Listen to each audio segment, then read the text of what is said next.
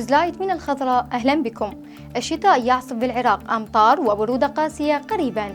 الراصد الجوي علي جابر الزيادي يؤكد أن العراق سيشهد موجة أمطار غزيرة بدءا من 20 كانون الأول، مع انخفاض درجات الحرارة لحدود الصفر المئوي في الشمال والغرب. الأيام المقبلة ستشهد طقسا صحوا باردا مع زخات مطر رعدية متوقعة يوم الجمعة. أكد محافظ قار مرتضى الإبراهيمي أن سجن الناصرية المركزي الحوت محكم التأمين وغير قابل للاختراق، مطمئنا المواطنين بأن المحافظة عصية على التآمر والفتن. التصريحات جاءت خلال المؤتمر الأمني بمشاركة الجهات الأمنية، حيث شدد المحافظ على أن السجن مؤمن داخليا وخارجيا، وكل الإشاعات حول استهدافه غير صحيحة.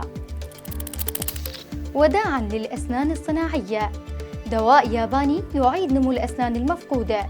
في خطوة ثورية، أطباء يابانيون يعلنون عن تطوير دواء جديد يعيد نمو الأسنان المفقودة من خلال تحفيز براعم خفية تحت اللثة. التجارب السريرية انطلقت في جامعة كويوتا، والدراسات الأولية أثبتت نجاحاً مذهلاً على الفئران باستخدام علاج بالأجسام المضادة. هذا الابتكار الذي وصفه العلماء بأنه اختراع عالمي قد يحدث تغييراً جذرياً في طب الأسنان ليغني عن الغلسات والعلاجات الجراحية قريباً. ختام النشرة، إلى اللقاء.